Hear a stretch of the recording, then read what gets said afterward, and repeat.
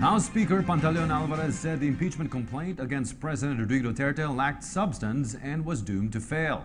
Alvarez brushed off accusations made by Magdalo party list representative Gary Alejano, who filed a complaint that President Duterte committed a culpable violation of the Constitution, bribery, betrayal of trust, graft and corruption, and other high crimes. On the other hand, House Majority Leader Rodolfo Fariñas said Alejano's complaint was rooted in acts the president allegedly carried out as mayor of Davao City. He said it cannot apply to the president now, as he can only be impeached for acts committed in his present office. Fariñas added the chief executive's mandate has to be respected, as it was given by the people despite these allegations. Alejano's complaint would need the vote of 1/3 of the 293 members of the House of Representatives to send it to the Senate for trial. Good luck. That is the message of Senator Panfilo Lacson to the Magdala Group following Alejano's filing of an impeachment complaint against President Duterte. On the other hand, Senator Manny Pacquiao doubted that the impeachment complaint will succeed, given that it has no legal basis and the support of the Filipino people to the president remains strong. Meanwhile, top legal advisors of the chief executive also expressed confidence that the said complaint would not prosper. According to Justice Secretary Vitaliano Aguirre II, the impeachment complaint has no factual and legal basis. Solicitor General Jose Calida echoed Aguirre's position, saying those who want to unseat the president must be dreaming.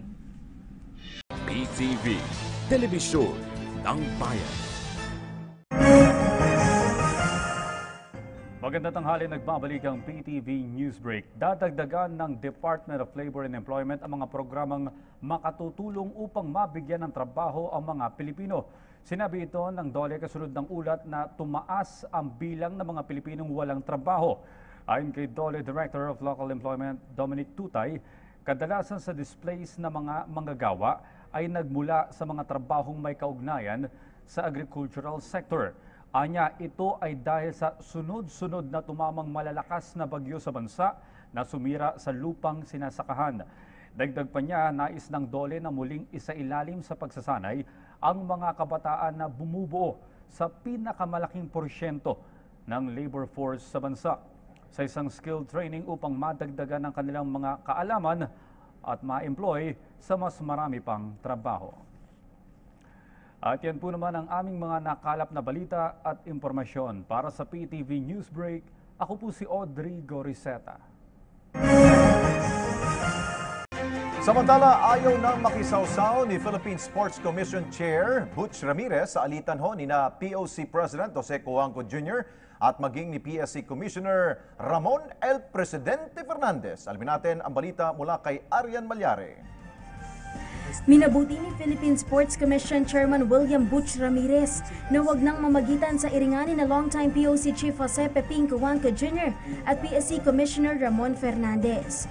Ito'y patungkol sa pangungwestiyon ni Fernandez sa unliquidated expenses ng POC na di umano'y di naman napakinabangan ng mga national athletes. Bago ito, inakusahan ni Cuangco si Fernandez na sangkot umano sa game fixing noong naglalaro pa ito sa PBA. I don't want to comment on that. I have spoken that if they don't want to be meddled, interfered, you have to stop asking. I say that hanggang doon na lang ako. But the matters of Kong Piping and Piping and Kong Fernandez is a matter we have to see if it destroys our relationship. But again, it can be a healthy sign, can be a negative sign. But sometimes when there are conflicts, there is an opportunity to be positive, to unite. Giit pa ni Ramirez, mas mabuti pa na ituon ito ang kanyang atensyon sa pagpapalakas ng grassroots development program ng ahensya. The Philippine Sports Commission is so excited on our grassroots sports program, on our organizing committees on the city, provincial, the Philippine Sports Institute. Sa ngayon ay abala ang grupo ni Ramirez sa pagsuporta sa training ng mga national athletes para sa 29th Southeast Asian Games na gaganapin ngayong Agosto sa Kuala Lumpur, Malaysia. Arian Malyare, PTV Sports.